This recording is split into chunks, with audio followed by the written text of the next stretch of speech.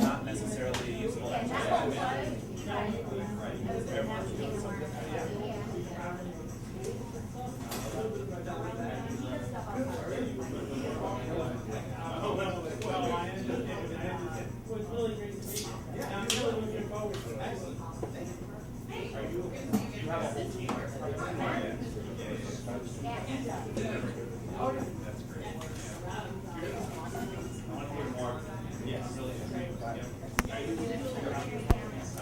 Oh, cool.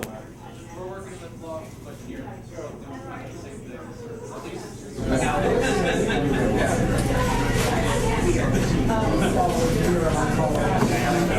Symbol dropping your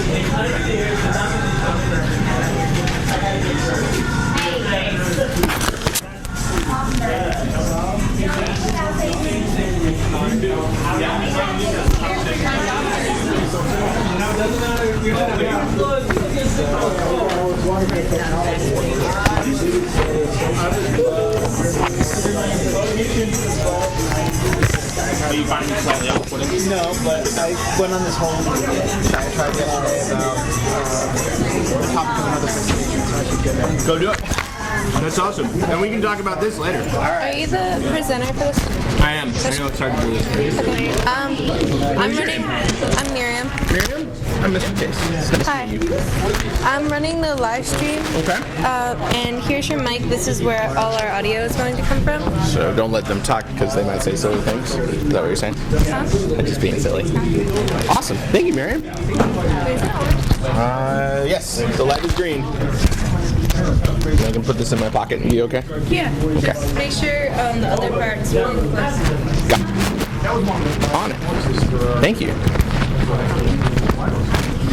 Hi, everybody. We're going to go ahead and get started, if that's cool with you. Welcome to, this is my favorite title I've ever put in any presentation ever. System-wide improvement and capacity building of professional learning. Working toward what as goals. I'll talk about me in a second. First, what brings you here today?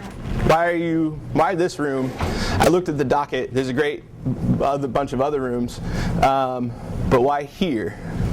They heard you were really funny and crazy and did pretty good class.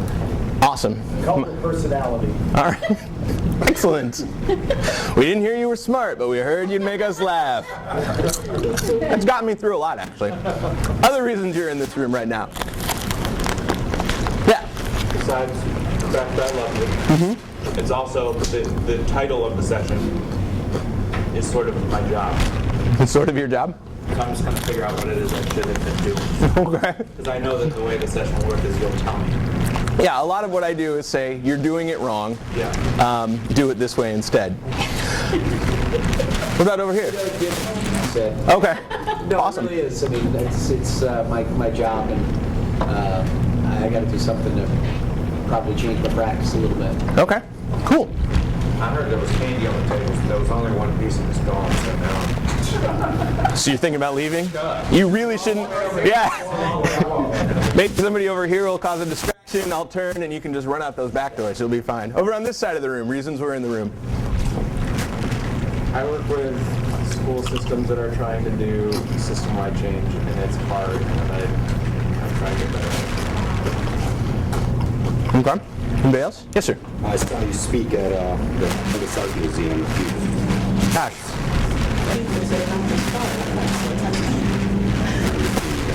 Okay. Cool. So I am building a small personality. That's thanks for reinforcing that. Anything else before we move on? I'm going to do a very short spiel about who I am. All right, cool. Before I do that, would you please take a second and exchange whatever contact information you would like with the people who are around you if you do not know them already. One of the things that we often say is like, oh, there was that guy I was sitting with. He was wearing glasses. Do you know? What if we turn it on and Right now, it's most people would put their information in the coming section of the website. Like, here, just to look through it and No. Put a little bird as their profile photo. Helpful. Yeah. No, I'm with you. Are you guys? Closer? Wow. Oh, awesome. Expecting a bigger crowd. Yeah. Yeah. Well, I've learned better. So yeah, go ahead and exchange your information. Let me tell you who I am a little bit. And what brings me here today, the promise of free potato chips. So my name is Zach Chase. My title used to be super easy. I used to be a teacher here at Science Leadership Academy. My full title is Connect Ed Fellow in the Office of the Secretary in the Office of Educational Technology at the United States Department of Education. Which sounds super cool. we're impressed. Right? Aren't you? My mom was.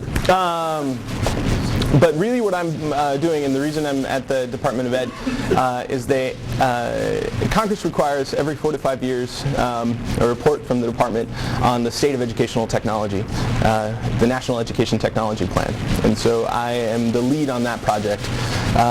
One of the great pieces that we're working on is making this plan interactive, making this plan useful, with an extreme focus on equity and examples. One of the pieces I've noticed since I've been going to schools and districts is people say, yeah, that's a great idea. We don't know how to do that.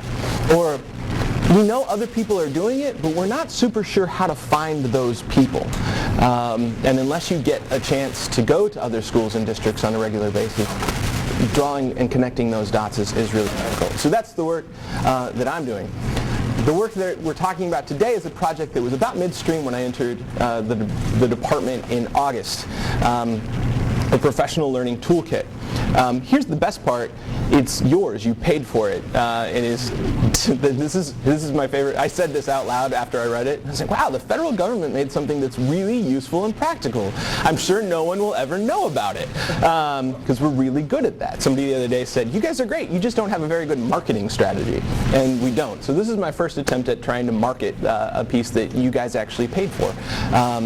Everything that I'm about to show you is in the public domain, licensed Creative Commons public domain. U.S. public domain, thing I found out since working at the department is there's U.S. public domain and international public domain. U.S. public domain is because when we negotiate treaties with other countries who want access to our public domain content, that's a lever that we use so they can get access to our public domain. Thing I did not know. So this is U.S. public domain licensed. All of that is a long, long way to say, I hope that you take whatever you see here, and what you will probably say is, wow, that looks like it was created by a federal government institution, and it does not specifically fit the places where I work. It wasn't designed to. What it was designed to do is create a good skeleton, a good set of bones that you could then take, remix, and do with what you want. Helpful, good, awesome. I hope at some point in time we move past the nodding of heads and get to some good conversation. Let me try and prompt that now. Here are the basic components, and we're going to talk about each of these in, well, to whatever point it feels like the room is interested, and whatever hits the most for you guys as we go through. The components of the toolkit are alignment, assessment, refinement, implement, I was on a roll and I couldn't figure it out. Attention and measurement. We're going to go through each of those in a second. But the first question I have is, who's in the driver's seat for wherever, whatever kind of learning organization you're a part of? What decides what happens next? So I'd like you to have some conversations with the folks around you as to, like, who's setting the goals? What's setting the goals?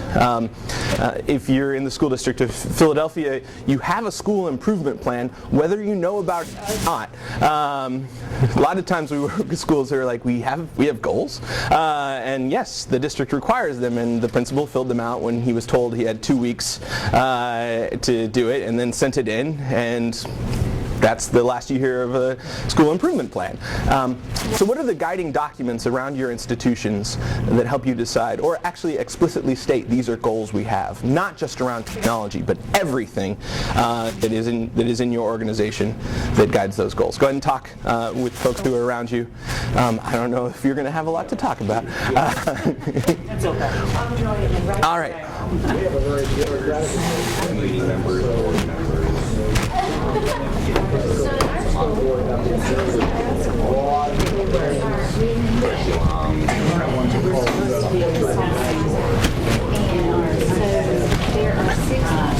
I just ruined your seating. I'm sorry about that. I just ruined your seating. I'm sorry about that.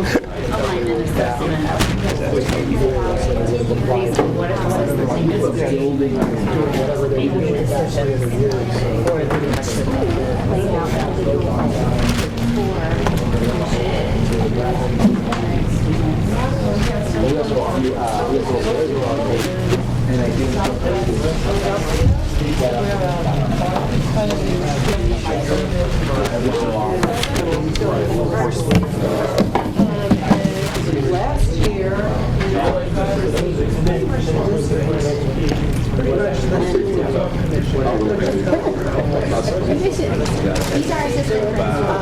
right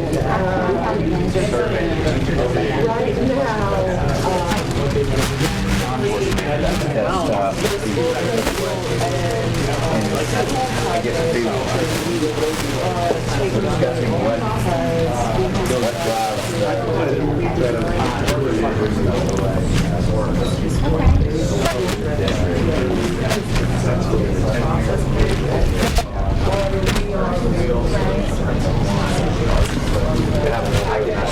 those are kind of generic. Let's do it. We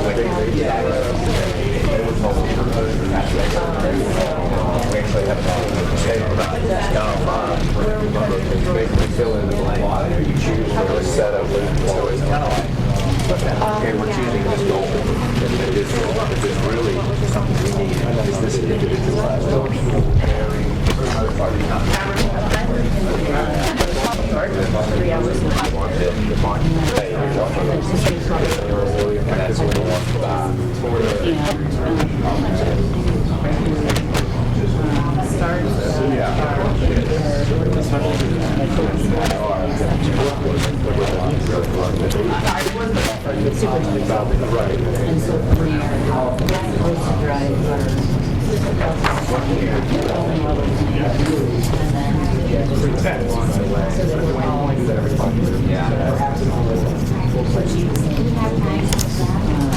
I'm going to pause you for a second.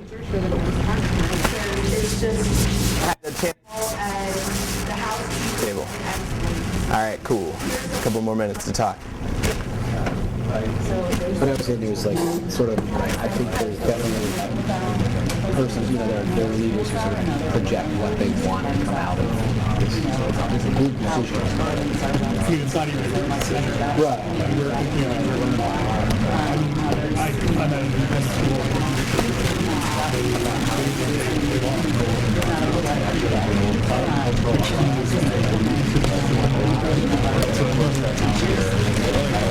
Yeah, it's people in the room, so it's students. Everyone do that. I do sit in the fence there as well. And I'm on the central team.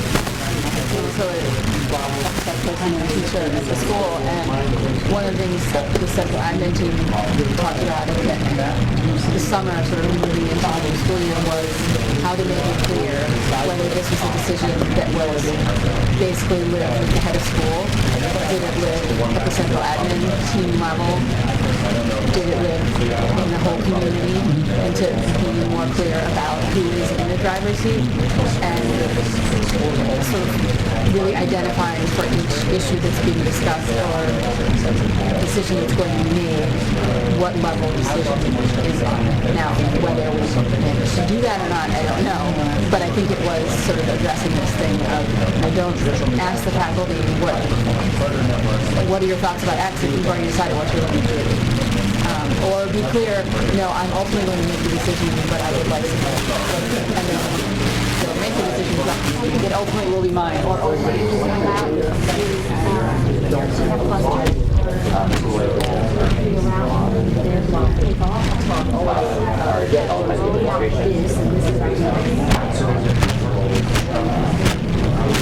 There's lots of side angles.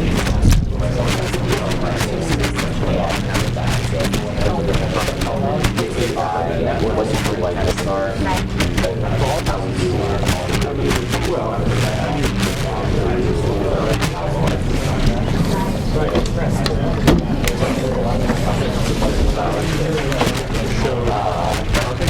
That's why our Howdy. Good. So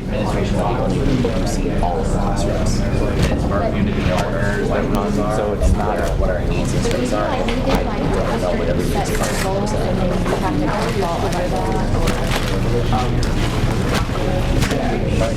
that is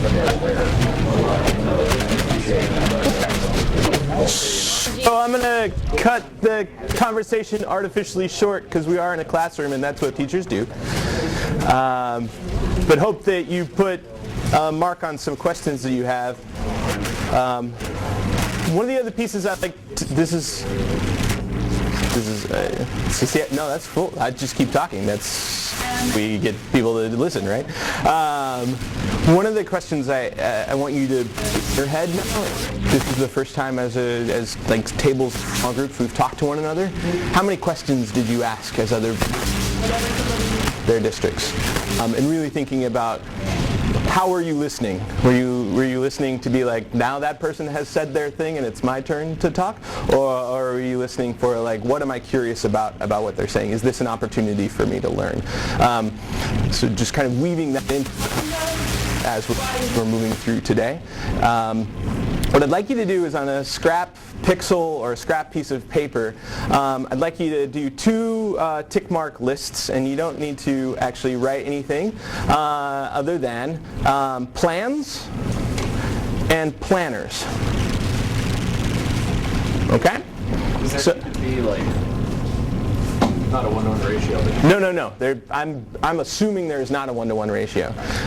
And this comes out of a piece of conversation that I heard over here. So on the plans list, how many plans are in your organization affecting the things that are going on? So just tick marks, trying to think them through. You don't need to list them, just count them. And on the other side, how many chief planners are there? Not informal, I want to be a planner, but like folks who are in charge of planning the organization. That's the other tick mark. So go and count those off on a scrap piece of paper. system, school, Whichever one most affects the outcomes for learning.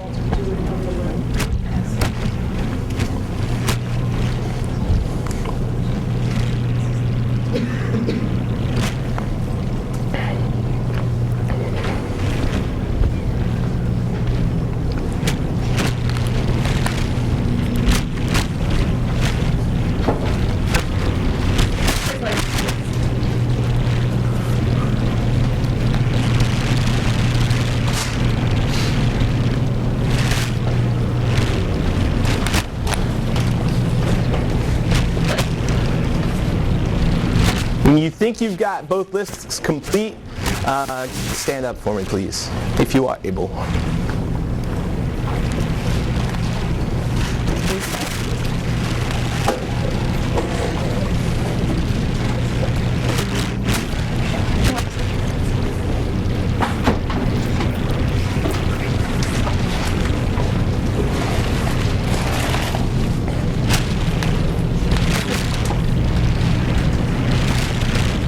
This is just my informal gauge of bureaucracy right now.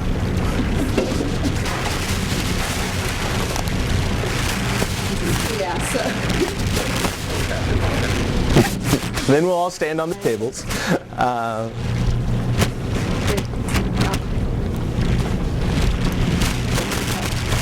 but I'm also a mom. I'm a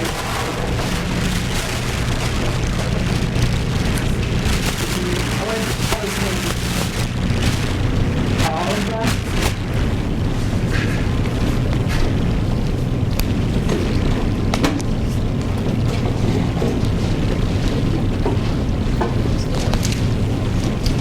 So, if you have only one plan in your organization, go ahead and take a seat.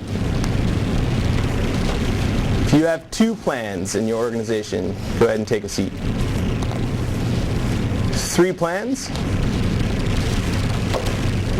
4? 5?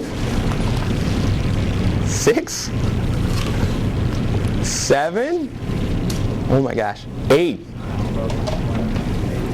9? 10? 11? All right, go ahead and tell us. How many do you have? Well, we have plans at all our building levels. Uh-huh. And then professional development plans for all those building levels. Oh my God. District plans and then department plans. Uh-huh. And so at every level we have plans. So a ballpark would be? Probably about 40. Okay, sure. That seems manageable. All right.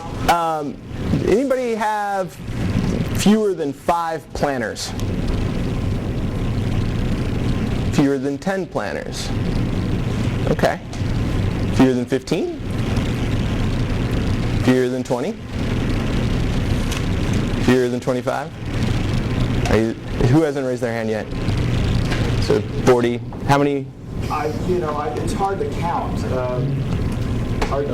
We have close to 200 schools, and so if you want to count up all the principals who do their own planning for their individual schools, the region director, the associate superintendent, and then all the assistant superintendents under him.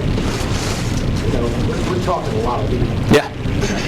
Okay, that is not always necessarily on the same page. Okay, that sounds fun. Paul, your face says, I have a comment. Yeah, my face does that a lot. So you answered the question over here. Someone, April, said, what organization should we be thinking about? And you said the plans that that affect learning outcomes. Yeah.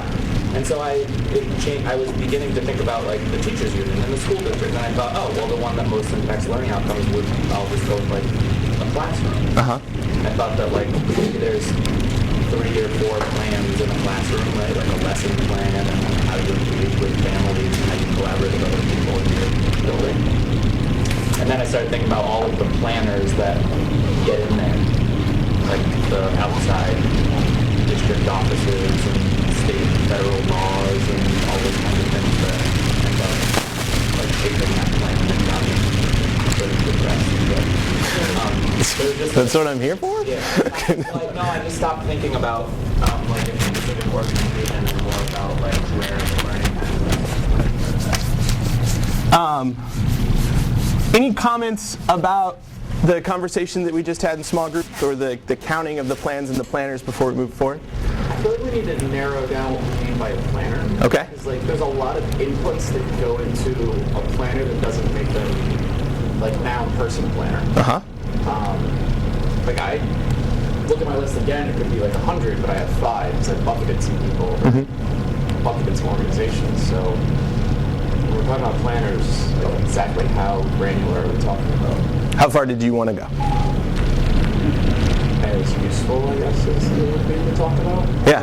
And in my situation, I was thinking these big school or district-wide plans that I really don't think affect, honestly, that much learning, because I think, like you said, somebody told them to do it, and they go in and they put these objectives that are already written, like you choose one of these 5. And then that's what the administrator does. I don't even know how many of the teachers look at it, but all of our teachers have to go in and do their professional learning plan. And that really has an effect on learning. So every teacher has a plan that they're engaging with of their own creation in their classroom. So I mean, and I actually think that one's purposeful. Right. I think that one does good because the goals that they choose from, they do discuss those as a group. So, I don't know if that lends itself or if that's kind of the same thing you're asking. What we're trying to distill out of this. Getting at like the iron seal of like there's not useful plans that come down, and part of the planning is putting that shield up, even though it exists. It doesn't have to exist where you are. Just family obligations and work obligations aside, I found out last week that it has amazing opportunities.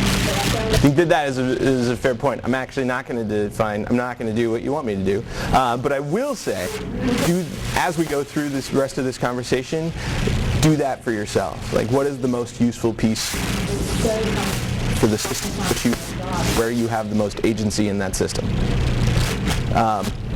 I will give now is the anecdote portion of this question. When I was in the classroom, I taught at a couple of different schools, and from time to time, folks from the district level would come and speak to us, usually at the beginning of the school, just to make sure the schools were still there, I think.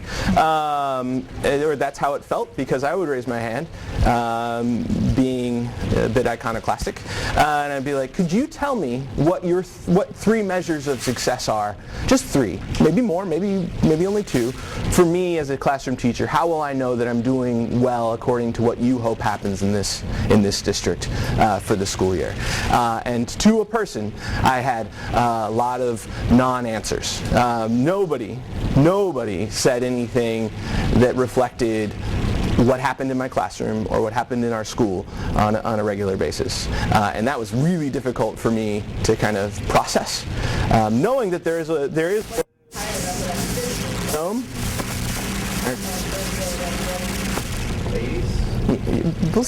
yeah.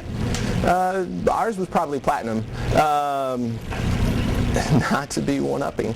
But knowing that there is that level of approval, I totally understood that. But I also thought, wow, you haven't really thought about what you want to have happening in schools.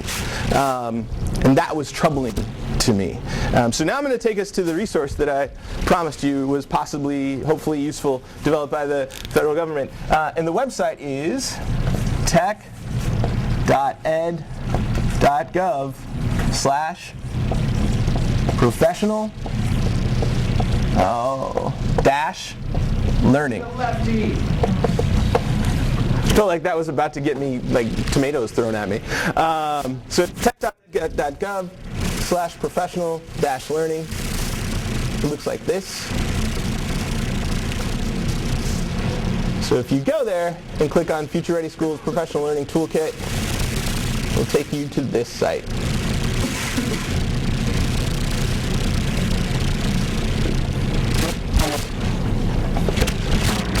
So the Professional Learning Toolkit was I'm trying to think if I know that anyone in this room will see their face in this toolkit, and you may. The Professional Learning Toolkit was developed in partnership with Connected Educators. So a ton of examples to, I think, step 3 of districts and what they're doing. Because as I said, people are always asking, where is this going on? So the first step, and there are 5, is determining district readiness, which isn't like, are we ready to do professional learning? But the first step is saying, get together all the plans you have, look at them, and try to make sense of whether or not you would know what your district is trying to do based on what's there. So I want to give you like probably 8 minutes to go and look through step 1 and the resources that are there. As you finish, if you see somebody near you who also looks to be finished, go ahead and start some conversations, and we'll come to kind of a larger group thinking, how might this already be useful, and what might I need to do to this step to make it useful in my situation? So 2 questions. How might this already be useful, and what might I need to do to this resource to make it useful in my situation?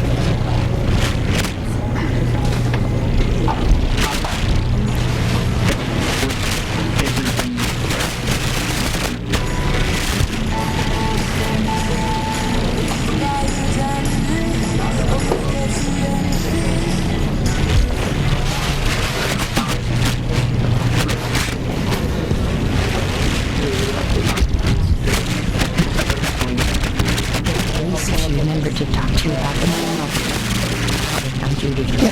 And interaction with students and all the other crap that makes this job incredibly hard and why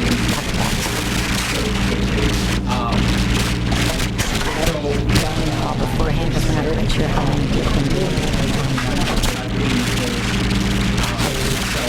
I'm hoping to get other ones that I can use to help me define the things. Awesome. I'm looking forward to it. I'm pretty cool. Yeah.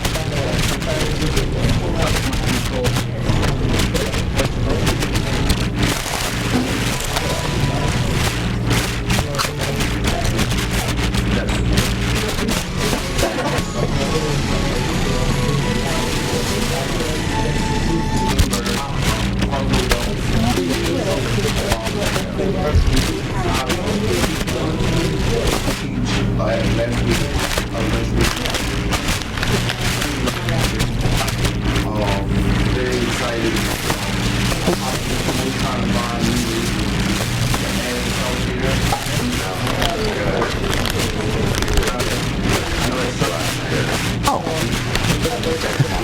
This is a smart move.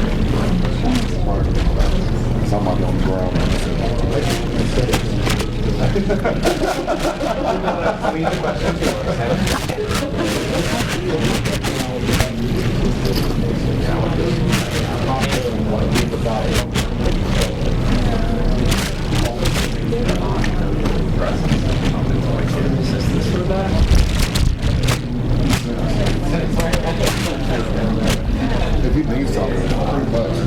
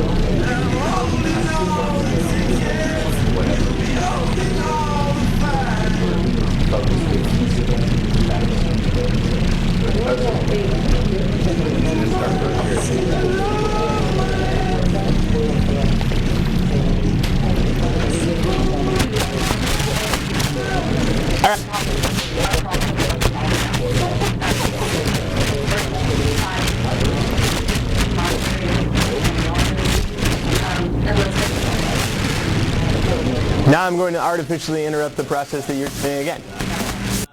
But I say that so that I recognize that I am artificially interrupting the thing that you're doing, which is perhaps the social contract we all enter into when we come to a conference. But what did you find? Is there anything there that can be helpful in the work that you're doing, or that you could make shift to make helpful in the work that you're doing?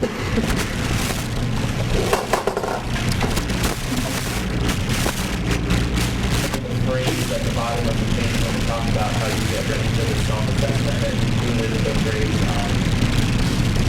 discussing how a condition is currently seen or experienced. And then we got into an interesting conversation with the folks from Henry County about how that links in there with this was correctly and what they do. Philadelphia, and I would.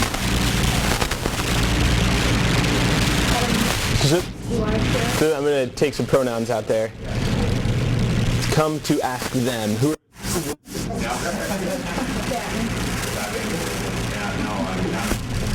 reading middle school high school, and we started with this last school,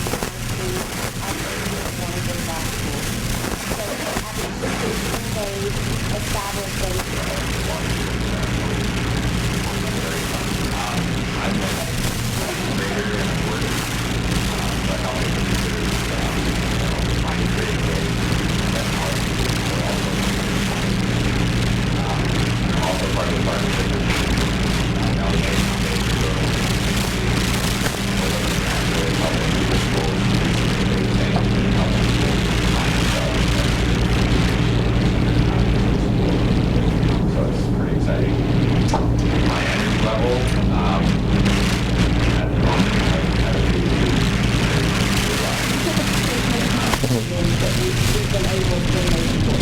Okay.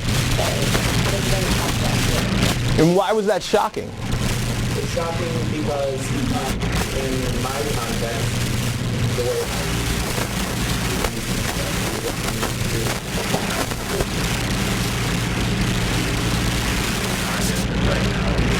you're in K-12 systems, and you're whole district. Okay, 12. Okay. Over here? Yeah. One of the things that strikes me about assessments like this is that the answers you're going to get depend on who you give them to. Yeah. And so if I were to take this and send it to a member of our core leadership team, you'd probably get much more optimistic answers from them than you would if I took this down and gave it to some teachers in the school. Mm-hmm. What do you do about that?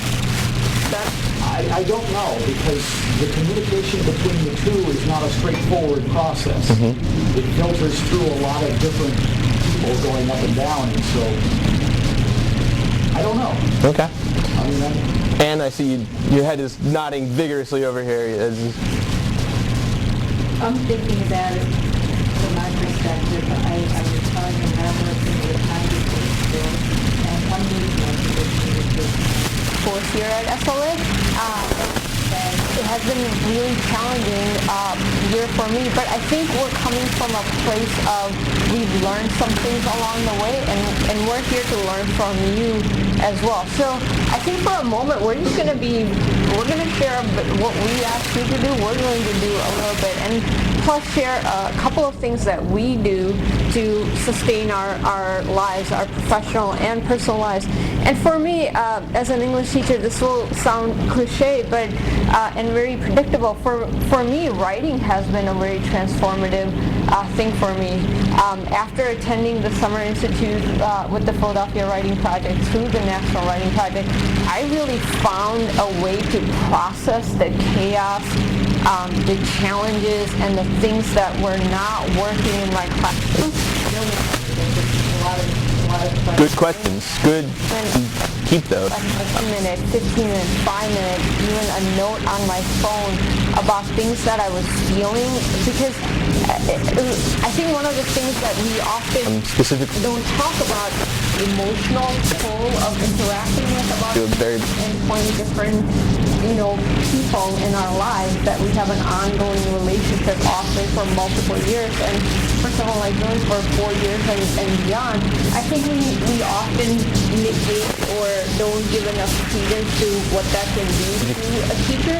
And for me, for someone who really looks for harmony and thrives on When you said 94?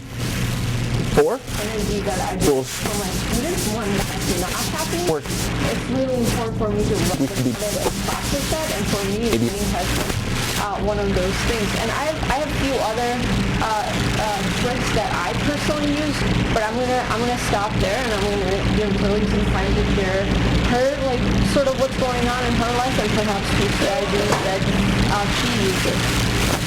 I think, so later towards the end of the session, we're going to create self-care plans for ourselves, and so I'm going to model that a little bit later.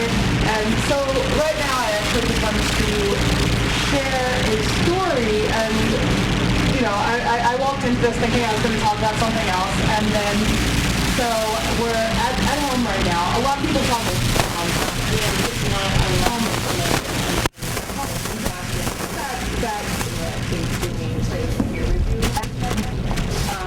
But that house process my father-in-law has been working in our basement is one of the partners trying to play Craigslist, and now he backed down on me in the last minute, and bed is in my living room. So I was a little bit stressed. Walked in and I saw that something was missing in my office. But it's still this. So I'm very hard and very much was like, and then asking, and then Yeah, I think so. And I would also say, I think, to kind of elaborate on the piece, that the context, what's getting asked, guides what I do later on, right? Like, I know they're asking this question, so that implies that this is what I've got to do. I'm just going to make this a little more complicated, because the kind of communication, and Tim, I think you talked about it, was like, we've got district and we've got schools, and could have also done it like this, so let's not trying to reinforce hierarchy here. But now my X's are way different. Communication we're talking about is this, right? Like, school level. Is this. What's happening communication-wise here? Right. So it's super interesting. So people in our building that can and students, that this is most of the time what is happening, sometimes minus this part of the arrow, right? I would argue that the reason the system does what the system does. Strategy, I'm walking right into answer any of your and how you're using these different I'm really good at this, but also say how this, right? Like, this is what power can come in here, right? Like, this people knowing what the other system are doing, and I'm writing project 1 because two, because this happened. A lot of it is similar. Sites are doing. When I was at a district level, was working with like a dozen schools and helping them to implement, leverage technology to assist in learning and teaching. And what we said was, where are all of the schools, school improvement plans that we could look at? So when I know what, even if it wasn't a democratic process, what was identified as the school's goal. And they said, well, it's on the secure drive. I think you give you access, but if you call this person, you can define the folder where the file of the plan is located. The invitation is to share your ideas or specific things that work for you. And also, if you are Can we kind of barn raise for a second on Tim's problem of the communication between students, between schools and districts, and that was, I'm sure, a very awesome Freudian slip between students and so he's like, if the district level folks asked the school level folks, they would get much different answers. What kind of systems can we build on planning for professional that would make sure that those needs, like Henry, are being met in a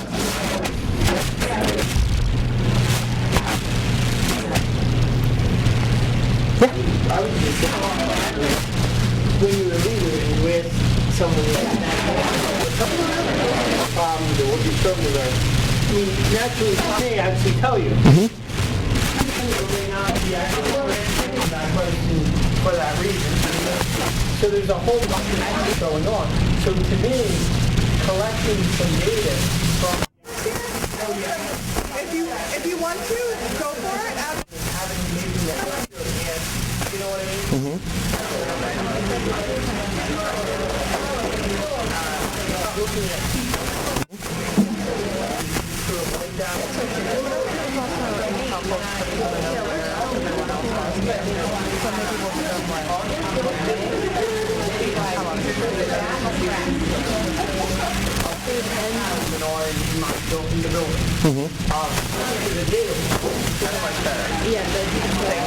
And also it puts it in front of you. You know, but not want to deal with it. And now it's right in front of me, and now I have to. Okay. Thoughts? Let's play with this one a little bit. How can we make that answer even better?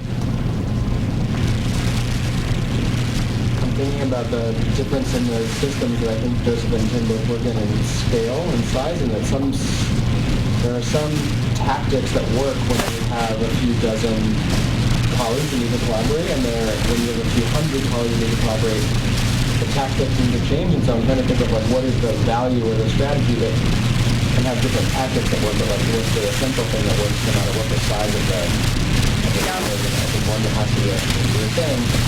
People have to have access to central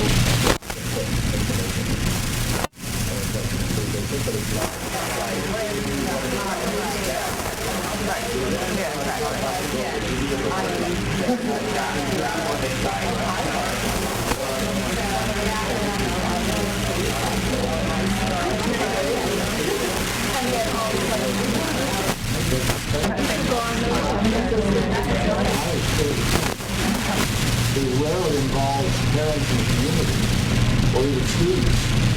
It's all something done internally and imposed it internally, and we don't want it leaking out.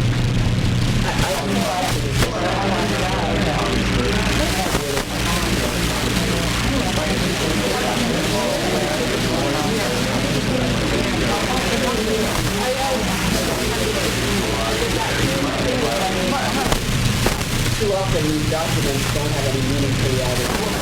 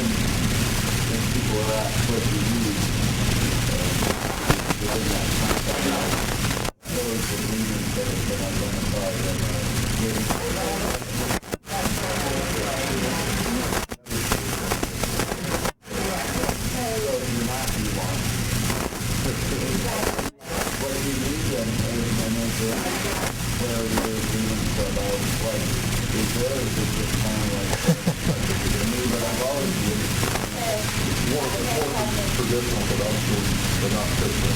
You know, taking some schools and they put a district plan to do events all the schools. Okay. 6 schools a year, 6 to 8 schools a year, doing second into that. But as academic that will be a school, they made that initiative to say, we're going to meet, so get together a team, like we can come and meet here, because we're going to have that communication.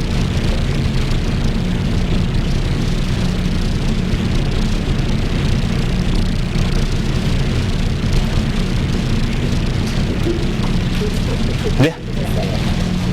So back to the question about sort of what are the barriers to having support. I think one of the challenges in any context, especially with the compliance structure, is that to be really honest at the beginning of this tool, it's probably very difficult for a lot of districts, as it will be for a lot of independents in the public. And yet, it's essential to be honest if you're going to move forward, and that gives you a ways of trust. What works if it can be structured is a way for people to have an entry point.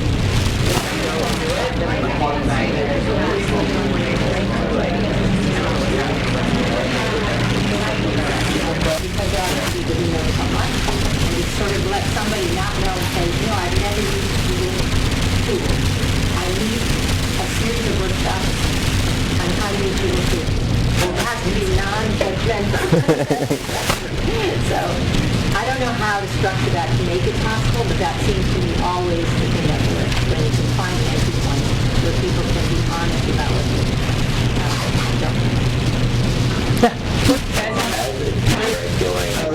What I've noticed in my building, people are more than happy to say that they don't know, but oftentimes their self-perception is totally off from their practice.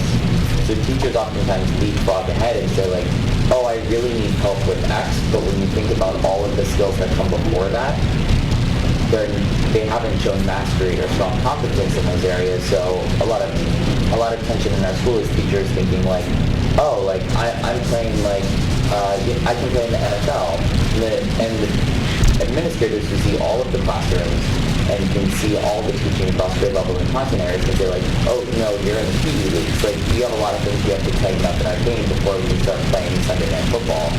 And I think teachers feel really frustrated because they feel like they're really good at things that in actuality they're probably not that great at. So their perception of their needs are very different from how the administration perceives needs in terms of student learning in the building. First of all, that was a beautiful metaphor. I mean, like, that flowed, and I was like, wow, that wrapped up nicely with a bow. Second of all, Paul. Take that comment and go back to that year there. I think that thing comes up a lot, right? And I've heard a bunch of the one thing that's like has dissatisfied me this weekend a little bit is the conversation around what everyone doesn't know that everyone here knows about, and how to get everyone to like us, we'd all be much better. And I think like what the way you get teachers to understand that is by understanding that they're learners and that they'll learn it if you can make more opportunities for them to see each other teach, or if you can make more opportunities to share practice in an open and trusting way, instead of leaving it to the administrator to do the back and forth drop in and say, and then do the comparison in their own head and form judgments about who sucks and who doesn't.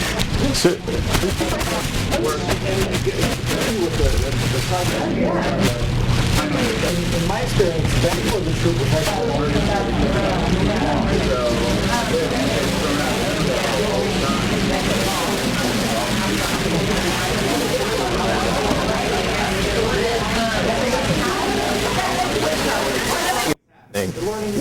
toward the thing we want them to be learning is different. One teacher comes back from somewhere or comes up with an idea or something.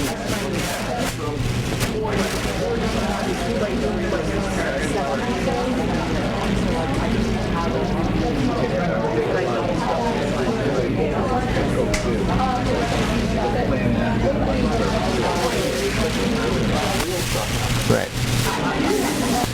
point to that I love and point to quite frequently. David Perkins' Making Learning Whole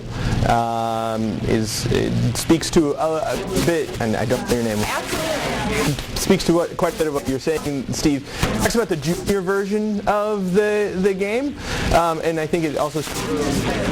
How do you go big into the scary places if it hasn't happened here? Working not like, we're about to go to the superintendent, everybody, and talk about what we need as teachers, but saying, hey, in the next department meeting, could you start this conversation, or whatever the smallest unit is of comfort already, starting there with that conversation, and then seeing how that might size up organizationally. So that was the junior version, and the other piece is taking the game on the road, right, and seeing what other folks are doing, and that can be, again, at all different levels. So it could be a level of class to class, right, because I think a lot of times folks think that their enacted and their espoused pedagogies are exactly aligned, and then what happens is they go see the teacher next door who says they're doing the same thing and is actually doing the thing they said they were doing, and they're like, oh crap, I've been doing something totally different. And all that is just the watching. Matt Cage just walked in the room. Hi Matt. He's trying to sneak in, but this was a thing that happened very frequently. Matt taught 2 doors down from me when I was here at SLA. I would very frequently think I was doing like, this is what project-based inquiry-driven learning looks like. And then I would walk down to Matt's room and watch for like 30 minutes and be like, oh no, I'm doing bad things to children. I must go fix this. But that was a very low-threat thing. And I think that's me. I was like, whose alarm is going off? Oh man, I just snoozed. It's going to go off again in 9 minutes. I apologize. For anybody who was in David Bill's session yesterday on kind of service design thinking, those 3 words were in the title and maybe in different orders. He's talking about backstage and front stage and thinking about this process. So I want to point out that some of what I just talked about, like walking and seeing Matt, was required the fact that we had 2 full period preps during most of the days of teaching, right? So there were 2 65-minute blocks in my school day where I could get the work done and take the time to go and see my colleagues teach. That was incredibly important. So like, yes, we should all see each other, but if you keep your schedule to 35-minute class periods, well then I guess you also have to tell the teachers you don't need to grade anything, which I would be maybe okay with. You see that kind of front of house and back, and so Tim, as you're talking about how do you make those messages happen between district and principal, district and teacher, and all the channels of communication.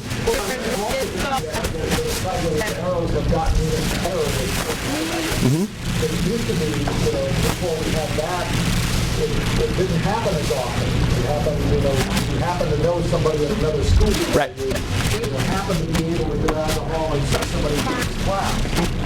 Those ideas now get spread faster because of the connections they made outside of their school. Right. Sometimes outside of their whatever. So I'm going to pause for a second. And when you think about the reason you walked in the room, aside from my,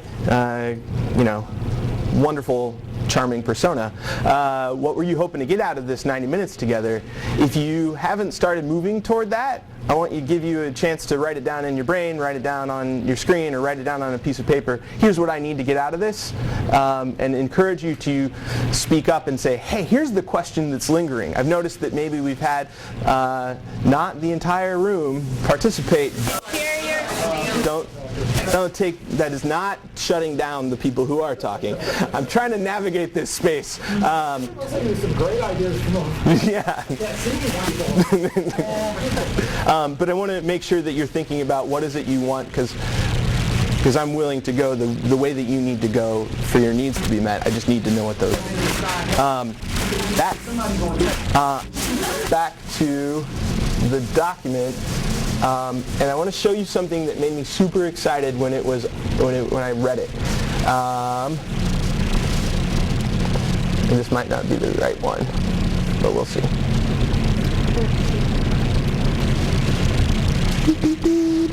Yes, this is the one I love. Now, your yes but brain might read this and be like, yeah, that's good, but it's not what I think. And I want to remind you, this is public domain. Download the thing, make it what you want it to be, but some legwork has been done here that I'd always wanted people to, do with their legs. Not perfect in the metaphor. And the part that bugs me the most here is the red, yellow, green. Colorblind, this is a less effective tool for you. And it would like traffic lights because those are always in the same position. No. So let that go. Let's just push that aside. Assume that when you remix this, you will take into account colorblindness. So what this part of the tool has done is takes the most prevalent forms of digital professional learning platforms, and it says, what are we doing with those platforms? And here's what good. This is awesome. Oh no, and maybe we're getting close. They didn't let me write it clearly. So it asks for webinars, but that is not the part that I love the most. This is the part that I love the most. Evidence of learning following completion task, right? Which would in and of itself be amazing. Because if you've said, should we go to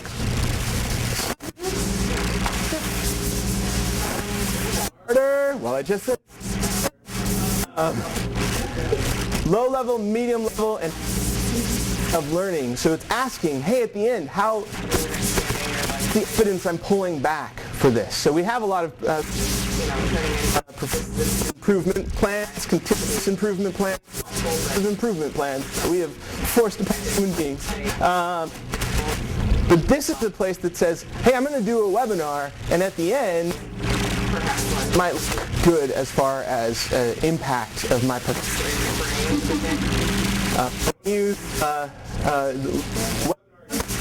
It's webinars, it's MOOCs, it's some of you are already on there, so what else is on there?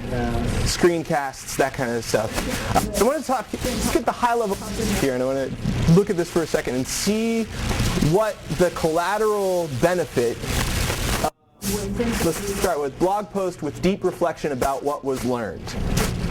Right, so our primary benefit around learning there would probably be person X completes, watches webinar, and then we have an understanding of their learning and the impact of that webinar based on deep reflective blog posts. Right, that's primary benefit. What is the collateral benefit possible just from this piece of reflection and learning?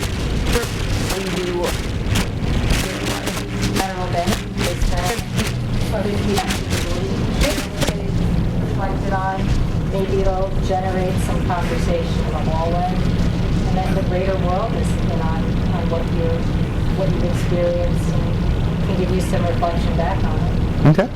What else? Wait. Sorry. It may empower the person who posted it to then feel confident in sharing their experience with somebody that they otherwise would not have wanted to reach out to. So I've kind of set the table of my mind in a way that allows me to be like, come to the dinner of ideas. You're going to have to write all my... Okay. And also you do on the webinars that you have a lot of different people's feedback on it. You're going to see are you getting the kind of reflection that you get out of it? This webinar getting the way I think So it's good for you, the Computer ethics. the organizer of the webinar. If you do that on a regular basis, then you also set a standard for a little deeper reflection and feedback, as opposed to the usual fill out this multi-choice form. This is my favorite low impact low-level evidence, certificate of participation or badge. Right, like what that like the window up, right? Like, and then they mailed me my certificate. So yeah, there's the gauge of impact. What else is there? I've also seen people annotate webinars and stuff, and I feel like it just reminds me of like text renderings when you even take just a actual piece of writing, and I'm always surprised by everybody's different read of it. Mm-hmm.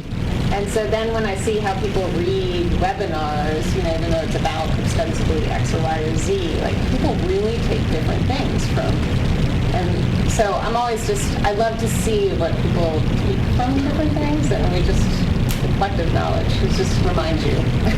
Yeah, it's great. Good. So I'm new at this in relation to the practice that we have in my district right now. That case, grinding yourself down all the time.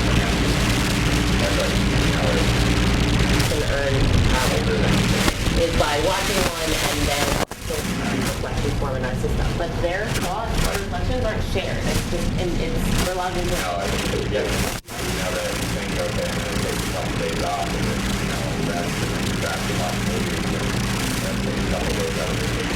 That webinar. So, and what? And then usually you just start and go back. These are the webinars that people have found value in, and they're somewhere on the web, but there's so many out there. You need to.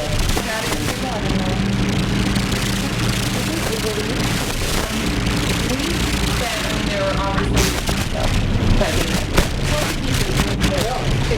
the webinar doesn't have to be like the only discussion about this thing.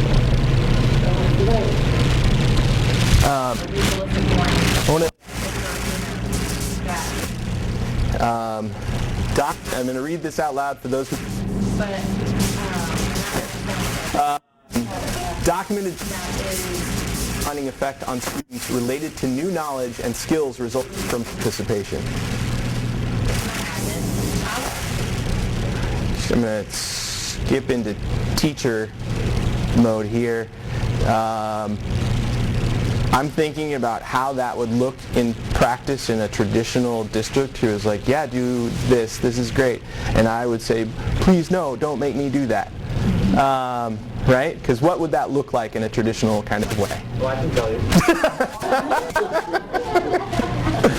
Well, we have a massive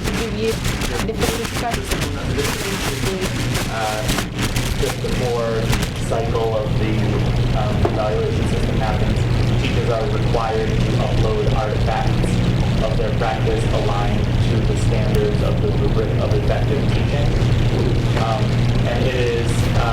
upload an artifact? Upload an artifact, yeah. Any, like... What's that? Any artifact? Like, I made this out of popsicle sticks. Get in there! Something out of popsicle sticks that demonstrates, say, like a picture of it on your phone. Okay. All right. And this is and it's a very nice theory, but of course it becomes in many schools where people are not being thoughtful about how they're using the evaluation system as a tool for professional growth. It becomes a compliance mechanism. Right? I got my 2 artifacts per standard. Learned 8 things. That's great. Yeah. So we had professional development that's led by teachers. One second. No, I was sharing with him that we went through the same process in Georgia about 4 or 5 years ago. And in the evaluation process, you just know teachers bring your boxes and there's some stuff in there that's done and get over it. And the administration, looking at it, you have about 140 of those boxes in front of you. You're not going through all those. It's just check. You're all out of here. I had a box is really what it's saying there, yeah. 3 different professional development. Which one they wanted to do. So we said, all right, 2 o'clock on Wednesday, we're going to talk to you. And so now the administration is saying, do want you, now that you've sat through 5 peer-led professional developments, we want you to bring in evidence that you've used this in your classroom, right? Like the high-level evidence. And the 2 points of conflict in our school are, 1, not all the professional developments were useful or high-level. So I sat through a number of them where teachers were like, student engagement, what does that mean to you? Be like, that's your job to tell me what student engagement is since you're leading this, not mine, right? So like, what am I going to take out of that professional development? So 1, not a lot of people have evidence of things they could use in their classroom to improve practice. And 2, teachers actually don't value that at our school. Like, our shared value isn't improved practice for student learning all the time.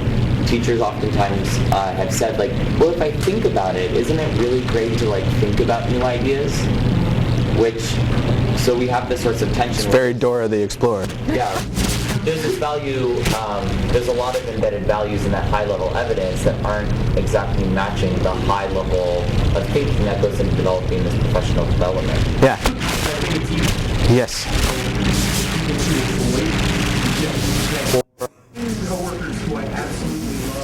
I was in charge of the...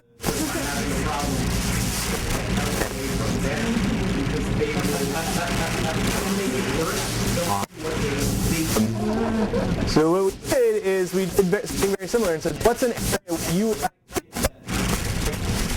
That sounds great, right? That is aligned with the values of the school. And so people identified the things and then they self-grouped. And this was the part where I would say we had the potential to do something. I said, all right, you've all gotten together. Now, design a project that you will complete as staff to show the learning in the same way that you would design a project for the kids. The pain, right? Oh God, the pain, right? Like, and then you just, not unlike in the classroom, had teachers who did not do it, right? Everybody had kind of agreed to do it, but at the end, and it was just a constant me going to them and like, hey, I just, the thing you said you were going to do, not at all the thing you are doing. And that was really, and what it did was led to some great conversations, and again, the backstage pieces. And by the time I was getting a couple points worth of balls, I felt better. The free for a thing that we said we wanted to, we didn't do it.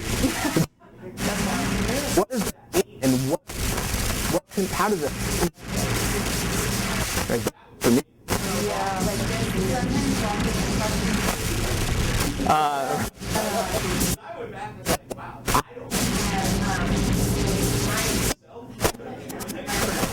What it must be to ask 32 kids to do this project. So really re-examined what that might look like. And it was a painful, good learning experience. Tim. Say again? Oh, I left the school. Like, experiences. Yeah. No, I maybe.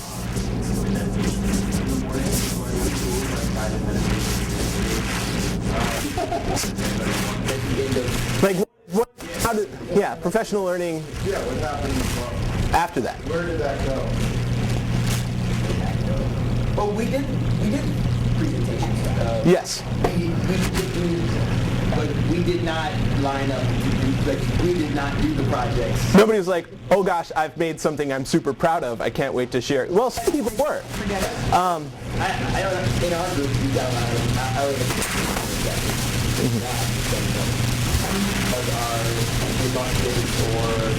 and part of whatever, what does it have to do, what does that say to what we ask the kids to do? It's something to think about the kids when they don't do it. And just how do we, and I remember that time. Right, and that was a big takeaway in a conversation that continued. Like, when a student doesn't turn in a piece of learning artifact, popsicle stick, though there are not, in my mind, any popsicle stick projects in SLA. What is that? How do I take that? And how do I interpret that about what a student has learned? The best conversation that I got to witness, and I think the shift in practice, was there were a couple of groups that had decided to read books. and do a book study around their desired learning. And they had amazingly rich conversations throughout the semester of the book study. And then it came time to create something, and they had said they wanted to create something like super big. I do not remember what it was, but it was like, we want to create an online web presence that shows the conversations that we had around this book, and that way people other places can share.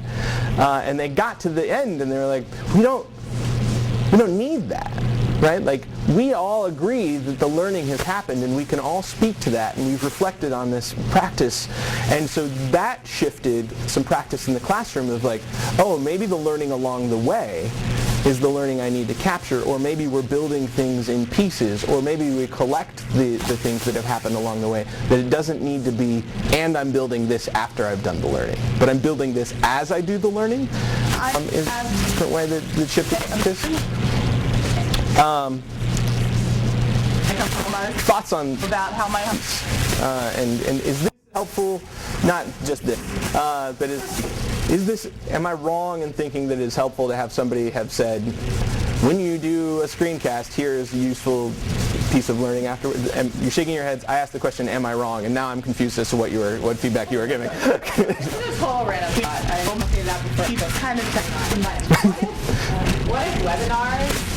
And it's about back to what you were talking about, the publicity of the reflection, and it goes back to the idea of examining the quality and having a bank of sort of quality measures for webinars. What if webinars were like Amazon reviews? Mm-hmm. I mean, how much better would our professional development get if it was like a 0 to 5, and the Amazon review star got average, and then teachers could see that from other teachers, and we would be like, well, for pounds also, you know, not whatever. So I'm not listening to that person, and like this person obviously is being paid by the principal, so I'm not listening to that person. But here's like 5 things in the middle that really are valuable to me. But I mean, I feel like so often they write a review, just the stars. Right. I want to see the why of it. That's what I mean. But like, I think teachers have a void of ability to help other teachers do professional development. And this one is actually sitting with our 2 dogs, and I love it because it's like them being ridiculous. Superintendent, like, and that makes me smile every single time I look at it. And then this is me with one of our former students who was in my years ago. Right home. So. I mean, like, team. And so that really makes me smile too, because it kind of makes me think about her and a really great relationship. Anybody help? Yes. When you think about the fact that, like, to my heart. Another thing, I mean, there's things of something that really this year has become special to me is, and I don't know if T's still in here, but T knows that I do this, is there are, during 1 lunch period away, this is a fantastic chapter, right? Like, most teams come and eat lunch in my office. And I had an individual experience reading this one thing by myself, and then even though later someone else had an individual experience, I think about the fact that like the best learning is when you're doing the reading and the talking as it happens. Part of the thing about webinars, I think, is unsatisfying is I really liked it and I just recommended it to someone else, but how are 2 people who've both seen it talking about it? So there's I'm going to talk about a project. Ben Wilkoff is the director of innovation in professional. You know Ben? He's a high school friend of mine. Oh, shut up. To have a little fun and let your guard down. So one of the pieces that they're working on in Denver Public Schools is a project called Project Cam Opener. And what they did was they said to teachers, hey, if we gave you a webcam, how would you use it to improve learning? Out in the main office, and here's what I would do. And then they said, how does that align? So think about all the pieces where we started, and how does that align that I'm not going to toward? And so they did an initial rollout of those webcams. Teachers are enjoy it. You know, whatever. This is why I talk about the reflection on deep learning after a webinar. Right. Classrooms with these webcams, put them up in protected space. Remembering that, and so like if I can just pull that image up in my brain every time I'm thinking. No, this goes back to the anecdotal piece and to the we're able to cross schools in different ways. So other colleagues across the district are forming these teacher lesson review reflection groups, and they're watching those, some synchronously, asynchronously, and commenting on them and reflecting. Now think about what they did there. Yeah, cool, right? And oh, I never want to do that. But how did the project start? It started by saying, what do you want to do? Right? So the teachers who are doing that are the teachers who are like, oh, this is how I want to improve my practice. And the district said, it's aligned with the goals we've got going on. And they said, what are the high impact strategies for measuring and showing learning around this piece? So it's that kind of project. And it's all available on the internet. If you want to go and look at what they're doing there, it's pretty cool stuff. And Ben has blogged about it pretty frequently as well. So I recommend looking at that. Now I've turned off my alarm. I have no idea what time it is. 5 minutes left. Yes, ma'am. Out of the United States perspective. Yeah. The first resource, maybe I missed it, but I've never been at all. So all of our questions on the news, whether they are, there's always people are hearing about them forward, it's all collaborative. Curious if that's common in the system, a lot of things but nothing seems like student work on the table except for I'm going to caveat on whatever answer is about to come from the room.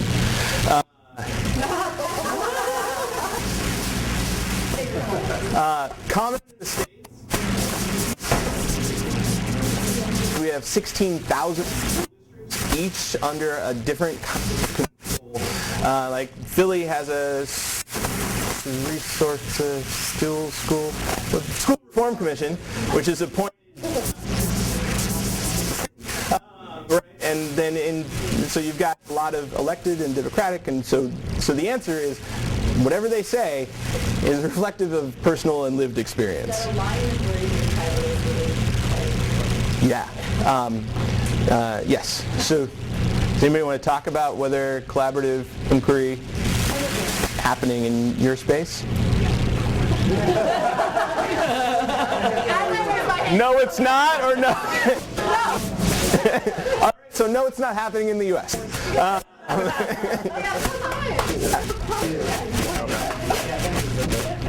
Very somewhat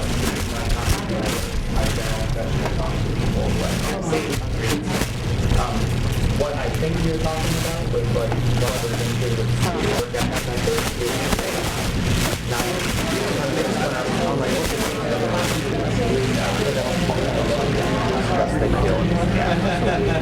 but they might not have. I like the on that one. Inquiry as a form of professional development, I think, in a lot of ways.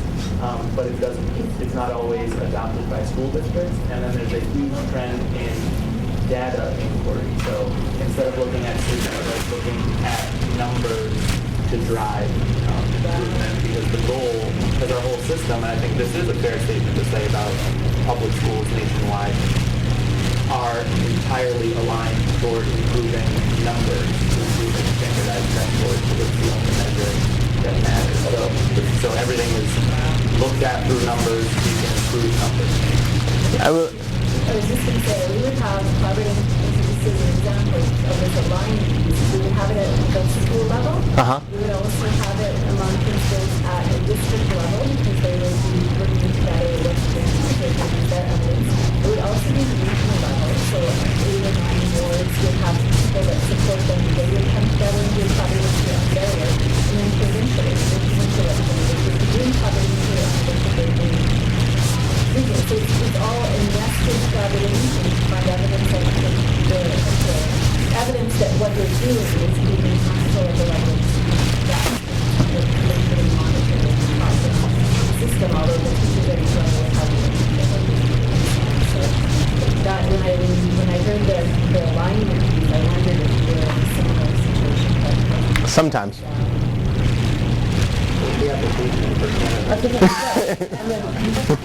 The Canada application?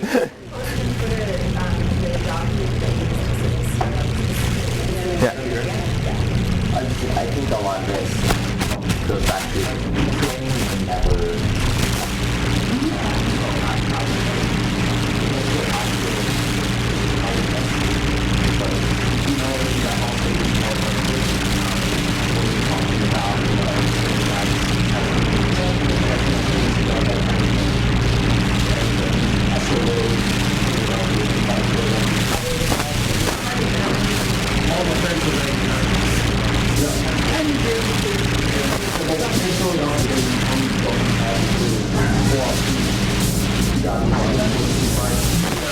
Well, here's the thing. This is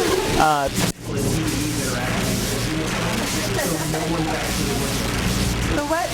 Spring Valley Public Schools. To embrace 2015, and I think it's a really good in many aspects. But it also branched out. What you can, right? Like SLOs are kind of a pain, right?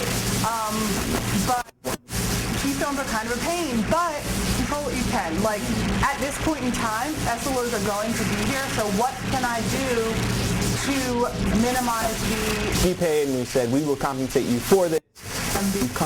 And the first few sessions helped. What is the thing you're curious about? And so there was a 2-year cycle. So the first was really thinking about what is it problem you're trying to understand. And then the second was the implementation. Can you use conversation? You can find us on Twitter. On Twitter at Rebel Youth. Because that's my outside thing. My, oh, that was a word specifically. Hashtag it. So thank you so much for. Thank you guys. Thank you. And if you did not rolled quite as much. In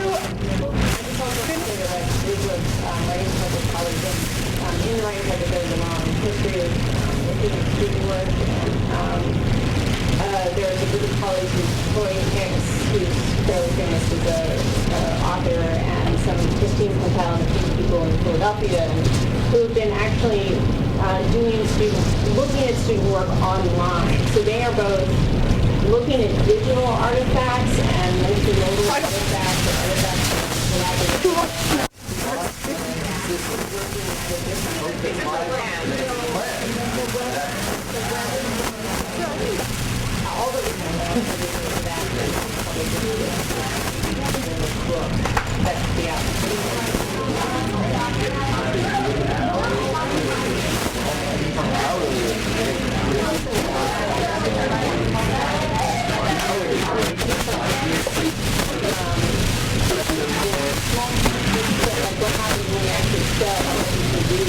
What you can see when you actually take the time to look at it. Yeah. So, what's the name of the book going to be? it's also digital. Okay.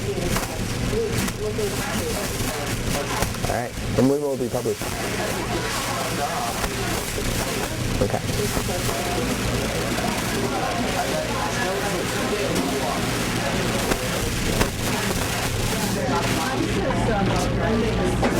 Digital is design.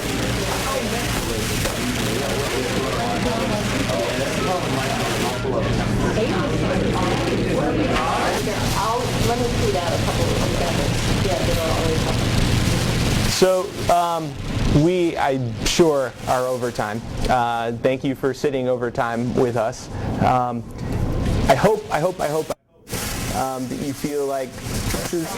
Oh my God! So as always, been blown away. Oh my God! Conversation through whatever medium you would prefer. So Twitter, email, all that stuff's available online.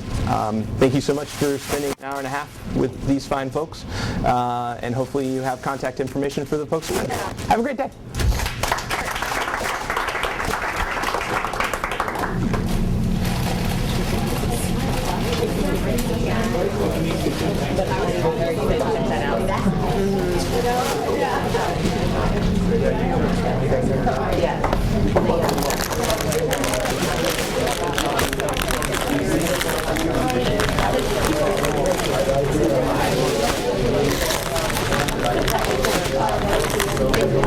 Yeah.